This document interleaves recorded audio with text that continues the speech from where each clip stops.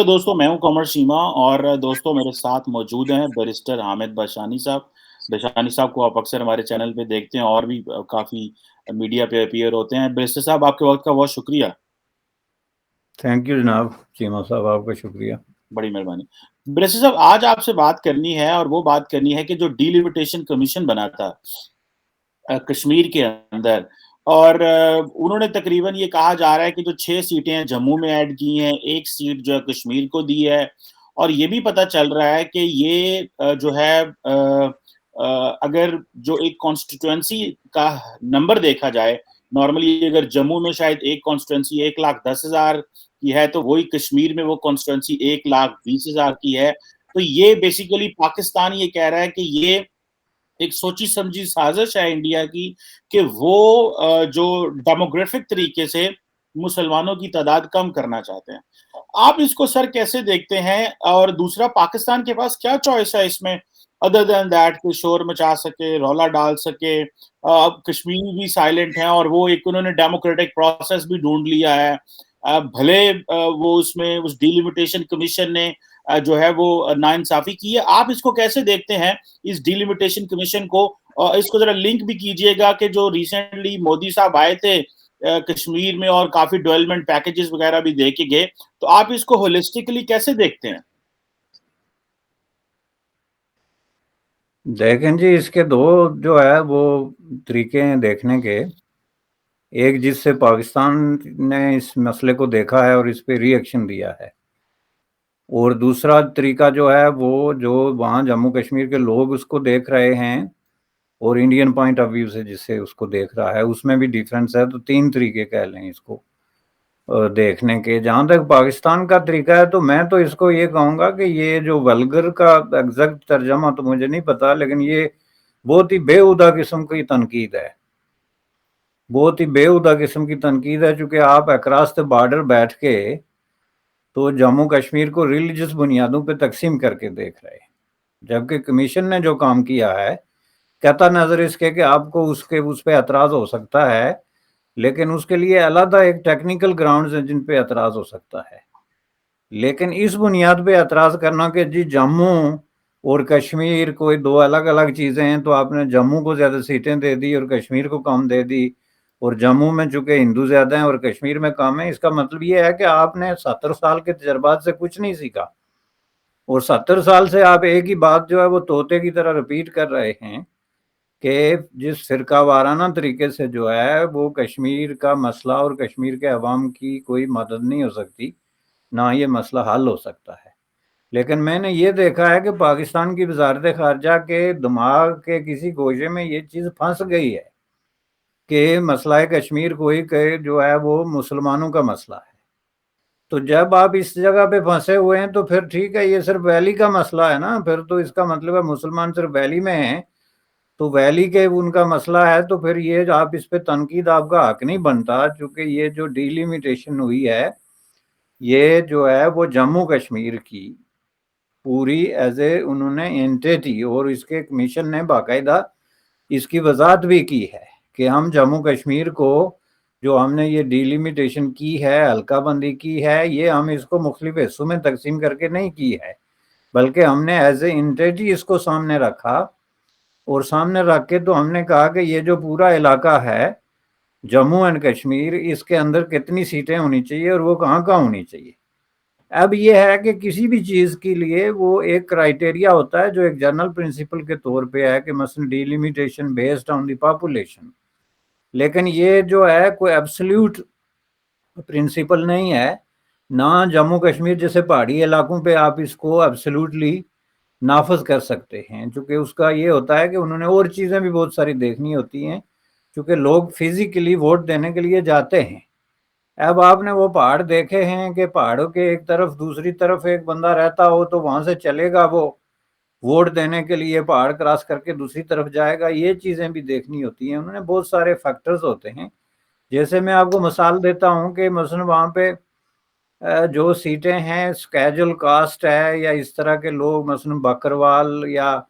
पहाड़ी इलाके के लोगों की सीटें हैं, उनके लिए कंप्लीटली जो है वो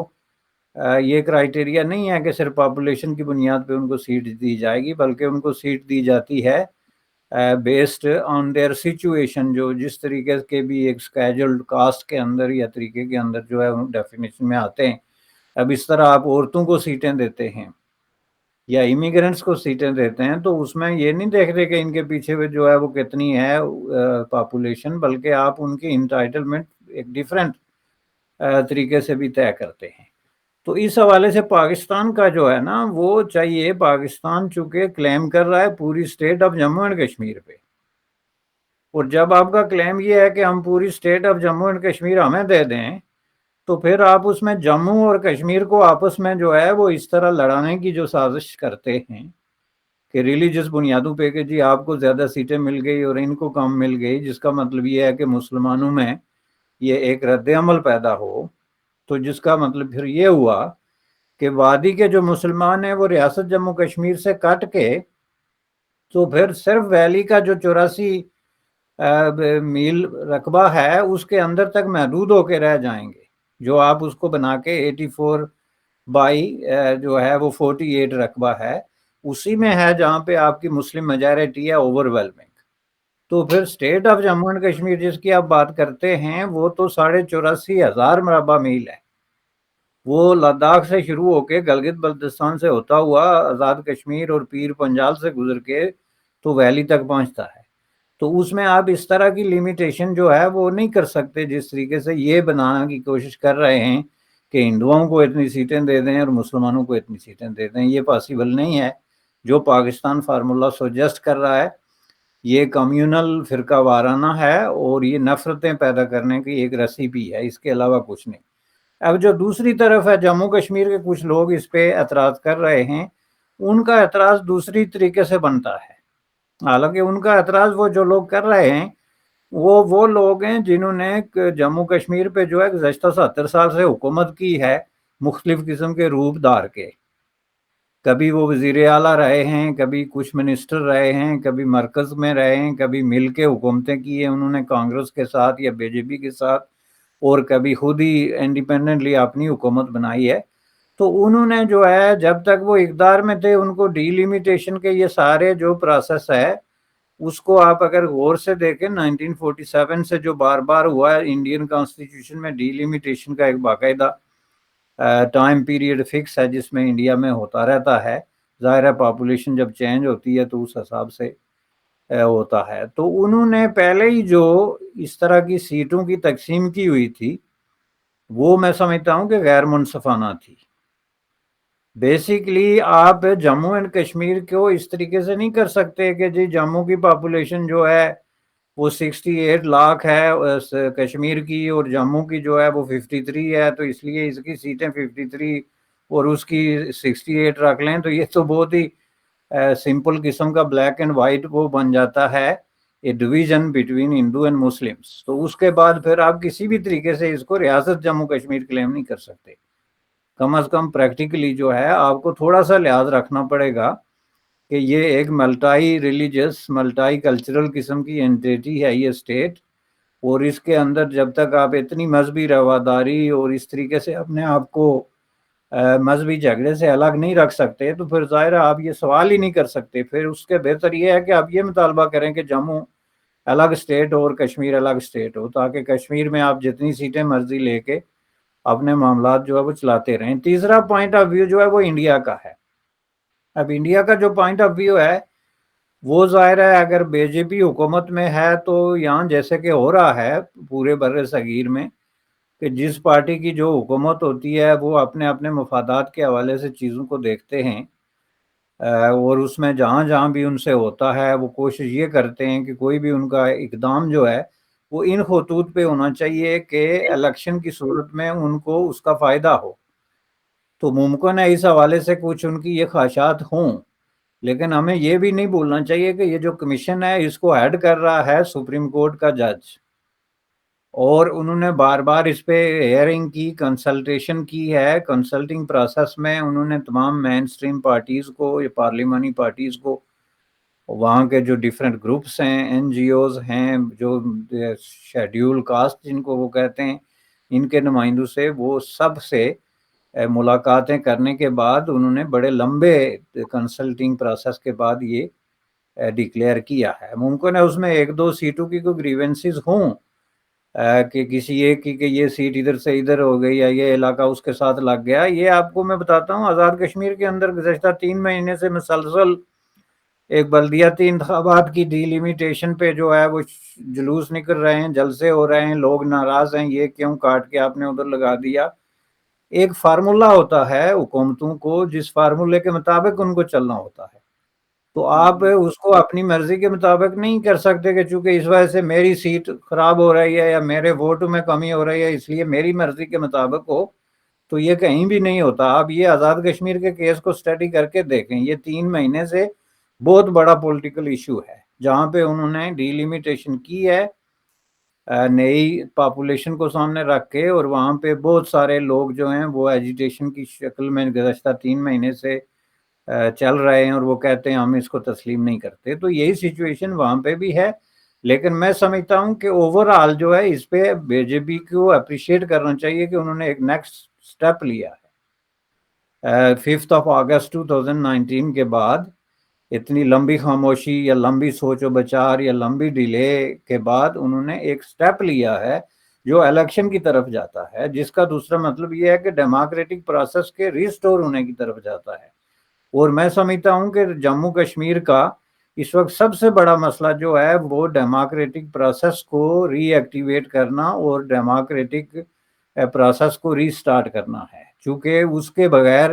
ظاہر ہے کہ آپ کے جتنے وہاں پہ مسائل ہیں لوگوں کے, خواہ وہ بنیادی انسانی حقوق کا مسئلہ ہے, شہری آزادیوں کا سوال ہے, اکنامک رائٹس کا کوسچن ہے, بے روزگاری کا سوال ہے, کرپشن کا سوال ہے, کسی بھی چیز کو دنیا یہ تجربے سے سیکھ چکی ہے کہ حل کرنے کا اور اس کو پراپرلی ایڈریس کرنے کا واحد راستہ جو ہے وہ ہوتا ہے ایک ڈیموکریٹک پروسیس میں کسی بھی علاقے کے یا کسی بھی جگہ کے جو منتخب نمائندے ہیں ان کو یہ اختیار دیا جائے بجائے گورنر راج کے یا سینٹر کے تھرو یا وغیرہ وغیرہ. تو یہ ایک بڑا سٹیپ ہے. میں سمجھتا ہوں کہ آگے کی طرف اس میں چھوٹے موٹے گریوینسز ڈیفینیٹلی ہوں گے. اس کے لیے عدالتیں بھی کھلی ہیں اور اس کے لیے آگے جو آنے والی الیکٹ ہونے والی اسمبلی ہے اس کے اختیارات بھی اپنی جگہ پہ موجود ہیں. لیکن اس کو بنیاد بنا کے تو آپ ڈیموکریٹک پروسیس کو ہی ڈی ریل کرنا شروع ہو جائیں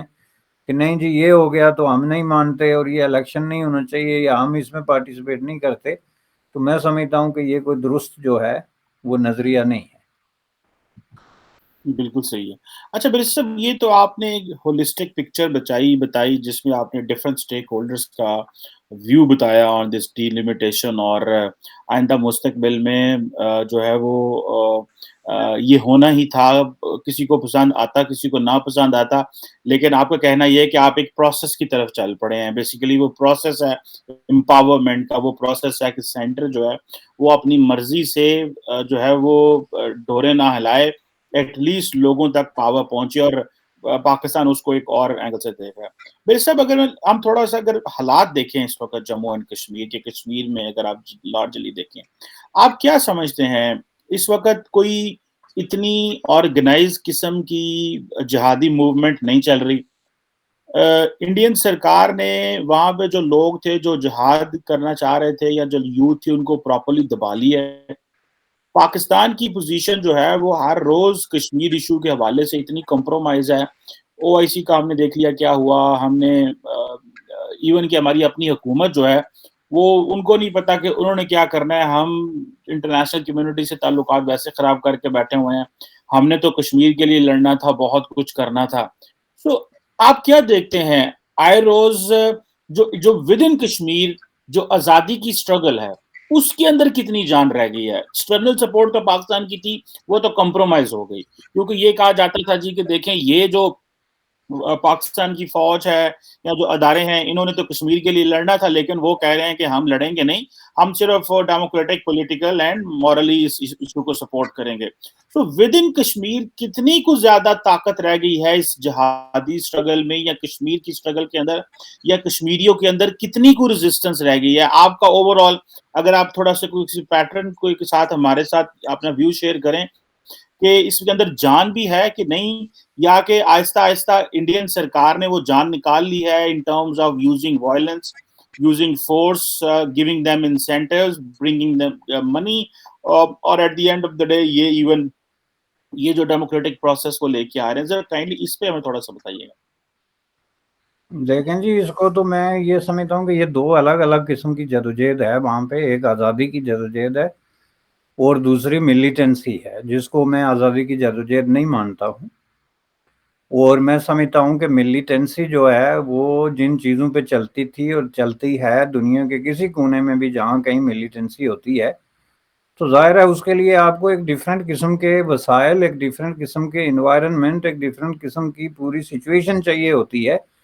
جو وہاں پہ چلتی تھی، جو بند ہو گئی۔ جیسا کہ آپ نے کہا کہ جب پاکستان کی پالیسی میں تبدیلی آئی اور جو ڈائریکٹ جو ہے وہ سپورٹ ہوتی تھی ملیٹنٹس کو، جن لوگوں کے تھرو جب وہ جیلوں میں چلے گئے، جب ان کو خود جو ہے وہ قید و بند ہو گئی پاکستان میں، آپ کے سامنے جیسے حافظ سعید ٹائپ لوگ ہیں یا متحدہ جہاد کونسل ہے یا اس طرح کی جو مختلف قسم کے جہادی آؤٹ فٹ تھے جن کا فوکس کشمیر تھا، اور ظاہر ہے کہ وہ اس کو فائننس کرتے تھے، کوئی چھپا کے نہیں کرتے تھے، بلکہ اوپنلی جو ہے وہ کشمیر کے نام پہ فنڈ ریز ہوتے تھے پوری دنیا سے، اور پھر اسی چینل کے تھرو یہ لوگ جن کو بالآخر جو ہے پاکستان کی سیکیورٹی ایجنسیز نے قابو کیا ہے، ان لوگوں کے تھرو آگے وہ وسائل کشمیر کے اندر جاتے تھے، جس کی مختلف شکلیں تھیں، یا تو بالکل کلیئر قسم کے کراس بارڈر ٹیررزم ہوتا تھا، یا پھر وہ جا کے کشمیر کے اندر جو مختلف ملیٹنٹس کے ہائیڈ آؤٹس تھے جن میں وہ وسائل تقسیم ہوتے تھے، ٹریننگیں ہوتی تھی، اسلحہ جاتا تھا، بم جاتے تھے، اور ان کے گھر والوں لواحقین کے لیے خرچے جاتے تھے، تو یہ ساری چیزیں ملا کے تو ایک تصادم تھا جو چل رہا تھا۔ اور کشمیر جیسی جگہ پہ یہ کوئی اگر کہے کہ یہ کوئی لوکل ملیٹنسی تھی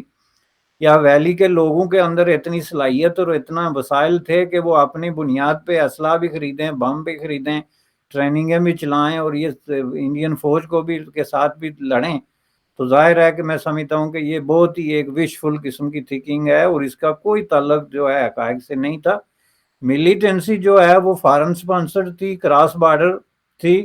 اور اس کے پیچھے یہ حافظ سعید ٹائپ اور میاں مسعود اظہر ٹائپ اور اس طرح کے لوگ جو ہے وہ بیٹھے تھے، جن کو جب قابو کیا گیا تو وہ خود بخود جو ہے وہ انفلیٹ ہو گئی۔ یہ ایک لاجیکل بات تھی۔ جہاں تک جو ہے آزادی کا سوال ہے، تو دیکھیں آزادی کی جو ڈیفینیشن ہے کشمیر کے اندر وہ مختلف ہے۔ مثلا آزادی کی بات تو یہ لوگ بھی کرتے ہیں جو مین سٹریم پرو انڈین پالیٹکس چلا رہے ہیں،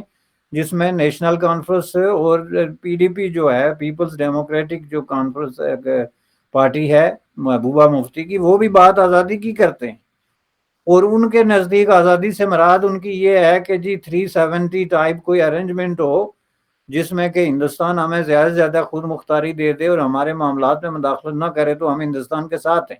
لیکن ظاہر ہے کہ بات نعرہ وہ بھی وہی لگاتے ہیں جو دوسرے لوگ لگاتے ہیں۔ کچھ لوگ ہیں جو مکمل آزادی کی بات کرتے ہیں، جس کا مطلب یہ ہے کہ ٹوٹل انڈیپینڈنس فرام انڈیا۔ تو اس حساب سے جو یہ آزادی والے لوگ ہیں ان پہ تو کوئی اثر نہیں پڑا، چونکہ ان کے ایشوز ابھی تک وہیں پڑے ہوئے ہیں، اور یہ جب تک یہ مکمل طور پہ سیٹل ڈاؤن نہیں ہوتے یہ معاملات کے 370 کا، آپ کو جیسے کہ پتہ ہے ابھی کورٹ نے وہاں پہ ڈکلیئر کیا ہے کہ ہم چھٹیوں کے بعد اس کی ہیئرنگ کریں گے 370 کے خلاف، آپ کو پتہ ہے وہاں بہت ساری پیٹیشن پینڈنگ ہے۔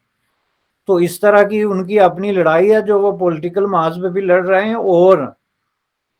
سیاسی دوسرے طریقے سے لیگلی بھی کورٹ میں بھی پیٹیشنز بے شمار جو ہے سینکڑوں کی تعداد میں مختلف لوگوں نے ڈالی ہوئی ہیں، تو وہ تو جاری رہے گا، اور اس کا انڈیا کو نہ کوئی پرابلم ہے نہ کشمیر میں کسی کو پرابلم ہے، چونکہ جو پیسفل پولیٹیکل سٹرگل ہے بغیر کوئی عوامی ڈسٹربنس کے یا کسی طرح کی جو ہے وہ خون خرابے کے یا تشدد کے، اس کو تو آپ کہیں بھی نہیں روک سکتے، اور وہ خود انڈیا کے اندر بہت ساری ریاستوں میں مختلف طریقوں سے مختلف تحریکیں چل رہی ہیں، لوگوں کے حقوق کی تحریکیں ہیں یا اکنامک اور پولیٹیکل مطالبات ہیں، جس میں کوئی حرج نہیں ہے۔ تو اس کو ہمیں اس طریقے سے دیکھنا چاہیے کہ پاکستان کی پالیسی چینج ہونے کے بعد جو ان کا ایک پیراڈائم شفٹ ہے، جو کہ پاکستان کی ملیٹری کے باسز نے بھی اس کا اظہار کیا ہے مختلف موقعوں پہ کہ پاکستان کا ایک نیا سیکیورٹی جو تصور ہے اس کے مطابق ہم جو ہے وہ نہیں سمجھتے کہ اس طرح کی چیزوں کی ہم کوئی سپورٹ کر سکتے ہیں. تو اس کے بعد جو ہے وہ جو فرق پڑا ہے وہ اب آپ کو نظر آ رہا ہے. اور اس میں اب ملیٹنسی جو ہے وہ اس قابل نہیں ہے کہ آپ الیکشن روک کے وہاں پہ گورنر راج نافذ کر کے یا لوگوں کے بنیادی انسانی حقوق معطل کر کے لوگوں کے جو سول لبرٹیز پہ بین لگا کے تو گورنر راج کی آڑ میں آپ بیٹھ جائیں کہ نہیں جی یہاں ملیٹنسی ہے. کوئی ایسی بات نہیں ہے. وہاں پہ انتہائی خطرناک حالات میں بھی الیکشن اور عوام کے منتخب نمائندے جو ہیں وہ معاملات کو ٹیکل کرتے رہے. تو اب تو حالات بالکل اس کے ڈیفرنٹ ہیں. یہ گزشتہ 2-3 سالوں میں کشمیر کے اندر جو ایک نیا سینس جو ہے وہ جو ڈیولپ ہوا ہے جس کی وجہ سے لوگ جو ہے وہ ڈیپلی ڈس اپوائنٹ ہوئے ہیں پاکستان کی طرف سے اور پاکستان کی طرف دیکھنے کا اور پاکستان کے ساتھ ہوپ کی لگا کے بیٹھ جانے کا کہ جی وہاں سے یا بم آئے گا یا گولی آئے گی یا پیسہ آئے گا یا مطالبہ آئے گا. جیسے کہ آپ یہ ڈی لمیٹیشن پہ ہی دیکھ لیں کہ جی پاکستان کی طرف سے ایک سٹیٹمنٹ آئے گی تو اس کا اب جو ہے وہ اتنا امپیکٹ نہیں رہا چونکہ جب 5 اگست 2019 کے اقدام کے بعد کوئی سٹیٹمنٹ جو ہے یا کوئی ایکشن ایسا نہیں ہو سکا جس کی وجہ سے اس کو آپ انڈو کر سکیں. تو ظاہر ہے کہ الیکشن کو آپ اگر پاکستان کی پالیسی دیکھیں تو رائٹ فرام 1947 آپ نوائے وقت اور جنگ جو ہے وہ نکال کے دیکھیں لائبریری سے. اس میں آپ کو ہر الیکشن میں مین سرخی یہ نظر آئے گی کہ پاکستان کی آفیشیل پالیسی رہی ہے کہ الیکشن کو اوپوز کرو. جب کبھی بھی وہاں الیکشن ہوتے رہے اس میں سرخی لگتی رہے گی جی بہت بڑا فراڈ ہو رہا ہے, ریگنگ ہو رہی ہے, الیکشن کے نام پہ یہ ہو رہا ہے وہ ہو رہا ہے. یعنی کبھی بھی ڈیموکریٹک پروسیس کو پاکستان نے سپورٹ نہیں کیا. حالانکہ میری رائے یہ ہے کہ آن دا کنٹریری ان کو اس کو سپورٹ کرنا چاہیے تھا. اور جب آپ الیکشن پروسیس کو وہاں پہ سپورٹ نہیں کرتے تو اس کا مطلب یہ ہے کہ آپ مائکروسکوپک قسم کے جو گروپس وہاں پہ بیٹھے ہوئے ہیں اینٹائی ڈیموکریٹک جو سوچ رکھتے ہیں ان کی آواز بننے کی آپ کوشش کر رہے ہیں اور اس کو آپ مسئلہ کشمیر بنا کے پیش کر رہے ہیں. یعنی بجائے اس کے کہ وہاں کی جو مین سٹریم پولیٹیکل پارٹیز اور گروپس ہیں ان کو آپ سپورٹ کر کے ایک پراپر ان کے ڈیموکریٹک جو رائٹ ہے اس کی آپ حمایت کریں, آپ اس کو ڈی ریل کرنے کی کوشش کرتے رہے ہیں. پاکستان کا یہ بالکل ایک پیٹرن رہا ہے. تو جب کبھی بھی الیکشن ہوتے ہیں اس کے خلاف سٹیٹمنٹ آتی ہے. اب بھی یہ سٹیٹمنٹ اسی کنٹیکس میں ہے چونکہ ڈی نامینیشن بھی الیکشن کے پروسیس کا حصہ ہے, part and parcel of that process. D nomination ہوگی تو الیکشن ہوں گے. تو میں اس کو ایک ہی پروسیس سمجھتا ہوں اور کشمیریوں کے ڈیفینیٹلی اس پہ کچھ تفضات ہیں کہ یہ سیٹ یہاں سے یا وہاں سے وہاں ہونی چاہیے, لیکن اوور آل یہ ایک خوش کن بات ہے. میں سمجھتا ہوں کہ بی جے پی نے ایٹ لیسٹ ایک سٹیپ لیا ہے, ایک جو خاموشی کو توڑا ہے اور ایک نیکسٹ سٹیپ لیا ہے جو بہتری کی طرف ہے. اور مزید اگلا سٹیپ جو ہے وہ ڈیفینیٹلی ان سے ایکسپیکٹ کیا جانا چاہیے اور مطالبہ کیا جانا چاہیے بجائے اسی کو کنڈیم کرنے کے کہ یہی جو ہے نہیں ہونا چاہیے تھا. بالکل صحیح ہے. ٹھیک ہے بھائی صاحب, آپ کا جو ویو ہے وہ تو یہ ہے کہ اس سارے پروسیس میں جو بھی ایک اسٹرگل چل رہی تھی وہ اس کو جو سپورٹ آنا بند ہو گئی تو وہ ساری دھڑم کر کے نیچے گر گئی جو ریزسٹنس فورسز تھے. اور نیچرلی جو ہے وہ اگر کوئی لڑکے کھڑے بھی ہوئے تو وہ اس طرح سروائیو نہیں کر سکے. تو ایک ہی حل ہے وہ یہ ہے کہ اس کو آپ ایک ڈیموکریٹک طریقے کے ذریعے لوگوں کو امپاور کریں, لوگوں کی زندگیاں بہتر ہوں. اور پاکستان نہ مقبوضہ کشمیر لے سکتا ہے, نہ جو کشمیر انڈیا وہ پاکستان سے آزاد کشمیر لے سکتا ہے. بات تو بڑی کلیئر سی ہے یہاں پہ. تو بجائے اس کے کہ وقت ضائع کریں, انرجی ضائع کریں, کچھ اور سوچیں اور کچھ اور کریں, اپنا نیشنل ٹائم جو ہے وہ نہ ضائع کیا جائے. Thank you very much, Barrister Hamid Bashani sir, for making us understand the status of the freedom struggle in Kashmir right now and this issue of this delimitation, how it is going to impact and influence the politics in Kashmir, Jammu and Kashmir. Thank you very much, sir. Thank you, Janab Chema sir. Thank you.